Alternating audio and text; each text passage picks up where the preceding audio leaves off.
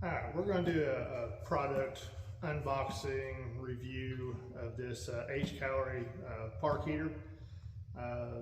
Company sent this to me. I told them I'd give them an honest review. I installed quite a few Chinese diesel heaters in a lot of different vans, whether they be diesel or gas.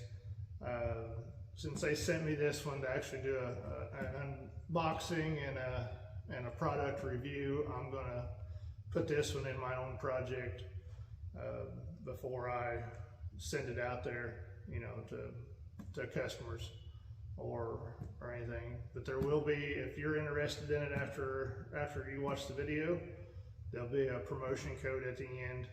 There'll be a link in the description if you would want to purchase one of these. So let's just open it up and let's see what it looks like whenever we pull it out of the box. Generally for like a van project, I'm not a huge fan of the all-in-one units for one reason, and that being one of them. It's a pretty small tank. A lot of my expedite customers use these. That's the only issue that I see with it right off the bat, is the small capacity. But the general size of the tanks on the all-in-one units, it's built into the housing, where this is an external that looks like it fastens to the side of the heater. It seems to be packaged pretty well. So, that's one good thing that I like about it.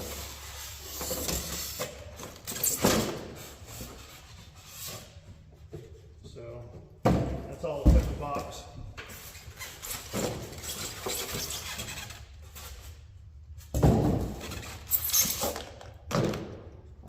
If you're a tent camper, right off the bat, I could see where this would be a great product. The exhaust comes out the side versus a lot of them that come out the bottom. So that's definitely good and bad. So if you're going to put this in the van, I'm not a big fan of it already. For one, with it coming out the side like this, especially where the hot air comes out, that's, if you're trying to put this in the wheel well of the van to be out of the way of freight, you're going to have a hard time exiting this through the floor and not have the hot exhaust right there. So let's open it up and see what's on the inside here. So you got your instruction book. So it does come with some vent tubing and a piece of exhaust pipe, your air intake tube,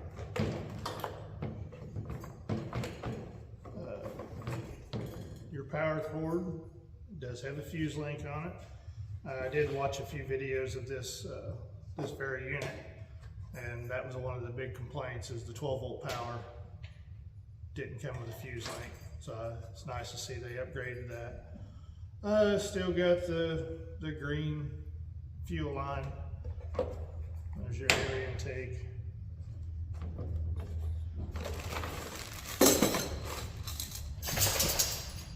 Sorry about that, that's the dog over there shaking.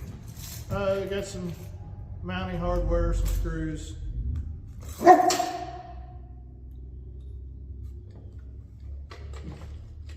And we got some muffler in here.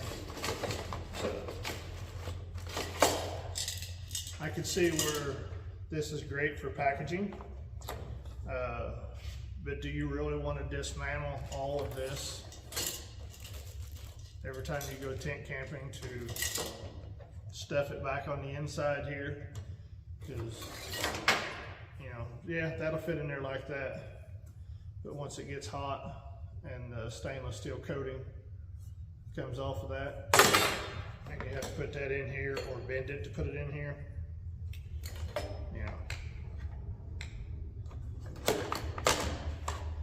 comes with, you know, a vent, which I'm not exactly sure. They said if you had a rooftop tent camper, I could see one of these. That's about everything on the inside here that I can tell.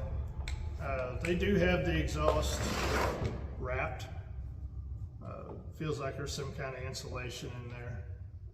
After I run it a little bit, we'll find out. I can see that they did add a fuel filter. That was one of the complaints of some of the other videos, is that it needed a fuel filter. They've added some fuel filter here. So let's fasten this back. So with the controller, comes with the remote. Here is your fuel inlet. Again, not a big fan of this style, unless you're permanently mounting it. You know, if you end up using this tank, put it on the side of the unit. Trying to see how they've got it so it sets up here. A little excessive on the hose if that's their intentions. But for an all-in-one unit, I like how it's nice, compact, a lot smaller, a little bit wider based. But you know, let's get this wired up here, throw some power to it, and let's see what happens.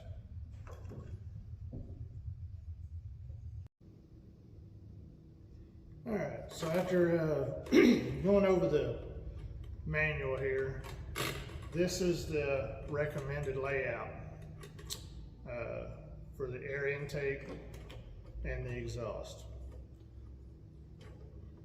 If this is meant to be a mobile or portable unit, not a fan. One, you'd have to carry tools with you to set this whole thing up. The mounting the air intake, the way it's recessed back in here, huge pain. Get a screwdriver in here. Two, it's kind of halfway blocking the controller. The exhaust here, again, once you bend this, then it's going to rust out, because these are stainless coated, they're not stainless. And then these edges are very sharp, and you've got to kind of form this so it will fit inside of the exhaust pipe that's coming out of the heater itself.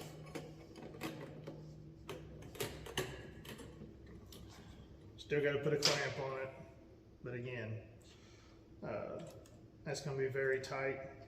After you loosen this up a couple times, then this clamps jump, especially once it gets hot. These tanks, again, not the greatest tanks, and it's not just this manufacturer, it's all their design in general. The fuel tap that you have to drill out yourself, some of the other ones have a thicker area in the bottom that they're recommended to drill, in the bottom or the side. This one does not. And you have to put the O-rings on and the washers and fish it down through there and tighten it up. In general, I'm not a fan of that design, period. Because one, if that's what's mounted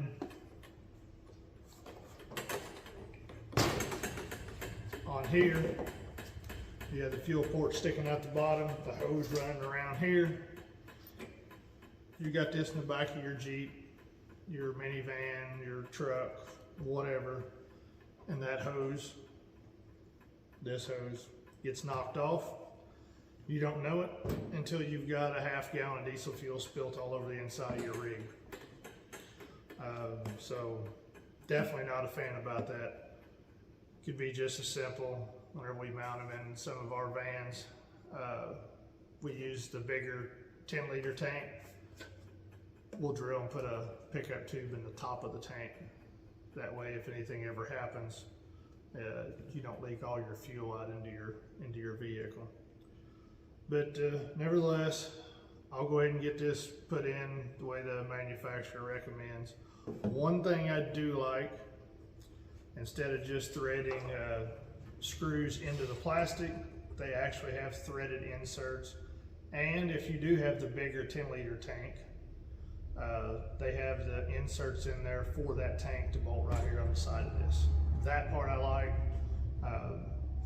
All you gotta do is knock out the little plugs here inside. And if you're gonna have to drill out your port in the bottom, then you can obviously drill this out. But for a mobile, portable unit is what this is advertised as. Not a fan of this at all. All right, we've got this thing fully assembled now, per the way the manufacturer recommends. Again, not a big fan of this. Not a big fan of this. Got the tank mounted here on the back. As you can tell, with the line coming out of the bottom, it sticks down as low as the bottom of the case. This rubber line, you really have to force it. It just will squeeze over top of the inlet nipples there. The power plug, the way they have it, the female plug oriented, this is bending very hard, 90 degrees at the bottom of the unit. That would be better off either the other way or sideways even. You know, as you can tell, if you get a little bit of wind, you know, rattling as you're trying to sleep, you know, because the hole in the mounting bracket is so loose. They did provide an L bracket. I think that's more of a generic packaging for the breather or the muffler, if that's what you want to call it. A lot of them call it a silencer. I can't tell it does much difference, but there's no place to mount that. Again, you know, as you open it up here, you'll be able to see where they kind of wrapped the exhaust. It's got some sort of foam-ish. I'm not exactly sure what it is without cutting it open. The air intake, fuel pump. I messed with the controller for about 30 minutes here trying to get the pump version, you know, the pump prime mode to kick in. No matter how I went around it, I never could get it to prime up using the prime mode for the directions there. I did finally get it changed to the right size tank so the display would show the fuel level. This does have Bluetooth, so there's an app that you can download that you can control this from your phone. Also has a remote control. But I've got it hooked up to a power supply down here. So we'll turn it on and we'll see how it does here. I primed it the same way I normally do all of our other heaters, by getting it to the filter, through the filter into the pump. Most of the displays, if you mess with them long enough, you know, you can get the pump mode to work, but not all of them. And that's not just this unit, that's most of the little Chinese heaters. While they're great units for the price, but you kind of expect there's some, you know, idiosyncrasies with each of them, just trying to get them to work. Again, I think this would be a nice little unit. The heater itself is probably great. I'm not so sure about the packaging. You know, with this, with the muffler being so close to the exhaust, I'm not sure how well this little cardboard tube is going to hold up because even if you bend it away, it's still, you can barely get your thumb in between there. And then with the fuel tank being on one side here, and I don't even have it halfway filled up. When you pick it up, it's already off camber. So, for this to be advertised as a mobile unit that you can take tent camping, I think they even advertise it for electric cars, which, is kind of ironic, I think. But that's besides the point. I think this whole setup here is not very good. While I do like the exhaust coming out the side, especially if you're going to be tent camping, unlike the other ones where it comes straight out of the bottom. I do like that, but not the rest of this setup. Honestly, if they could wrap this silencer and put it right at the bottom of the heater, there's enough space in there. That way all you'd have is the exhaust to slide on to run out to the side. I think that would be a lot better. Same with the air intake. I mean, you wouldn't necessarily have to do this. You can lay it on the ground, or this isn't so bad. But this here, especially if you're tent camping and it starts snowing and you don't have the heater on wherever you go to bed, or you have it on super low and it gets too hot, you shut it off. And then when you wake up in the morning, if it's been snowing all night, especially with this being up in the air, obviously it's gonna fill full of snow and ice and rain, and that leads into a whole other issue. But the heater function, you can see it, once you get it primed, it's fired right up. We're already starting to get some warm air out of it. Right now I'm just running off a little jump pack I have down here on the floor. So you can definitely run that. The pump's a little loud. The way they have it mounted there, it's kind of in a bind up against the bracket that the heater sets on. I could probably loosen that up and move that around. But other than that, it's blowing us a pretty good heat. I'm gonna let this thing run. We'll go open my door, turn my exhaust fan on. I'm gonna let this run for about 15-20 minutes, and then we'll get back to you. Okay, it's been running now about 15-16 minutes. I did turn it down on low, so it's a little bit quieter here. Seems to be doing okay, putting out plenty of heat. The heater itself, for one of the Chinese diesel heaters, I give it a 8 out of 10. The controller, it's probably another 8 out of 10. The remote that came with it, at least for mine, I could not get it to work. I put a new battery in it. Still, I couldn't get it to do anything as far as the remote goes. I didn't download the Bluetooth app for my application that I'm going to try it in. I'd rather have the little remote, but I may mess around with it some more and see if I can get the app to work. Design, not a fan of the fuel tank being on the outside, on the side of it, and being a small tank. Like I said, it is pre-drilled and pre-threaded to be able to put the bigger tank on there if you wanted to. And I guess with this setup being that the fuel inlet's on one side, you could always cap that, set you a 5-gallon jug out there if you're going to do some long-term camping and get it off of the side of it. That would work as well. Not a fan of the exhaust. Again, this is just set up the way the manufacturer recommends it or suggests.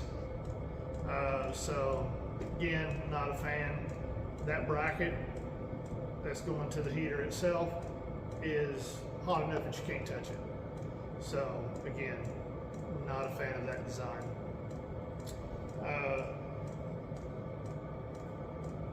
Not a fan of the plug, while it does have a breaker. You know, for an all-in-one unit, it seems like, other than a few little things, seems like a pretty decent unit. If you want to purchase one of these, they did give me a promo code that is good until the 16th of December. It is Red Design 10, get you 10% off. It'll be down in the comment section. Also the Amazon link, if you want to go there and purchase one. You know, I'm gonna play around with it. Give me the rest of this winter, and then I'll post another video. I'm gonna take it out. I got a little square drop that I pull behind my side by side. I'm gonna take it out and use it on it a few times this winter, and I'll give you another little short review on it after I've had time to play with it. But, you know, compared to some of them I've seen, I'd give it a good 7. If they would change a few other things, I'd give it a little bit higher. I mean, like I said, I like this, the case design and everything. Not a fan of the fuel tank, not a fan of the exhaust. But other than that, it's a pretty decent little heater. That's it. You know, we'll do some testing on it, and I'll be back with you. Thank you.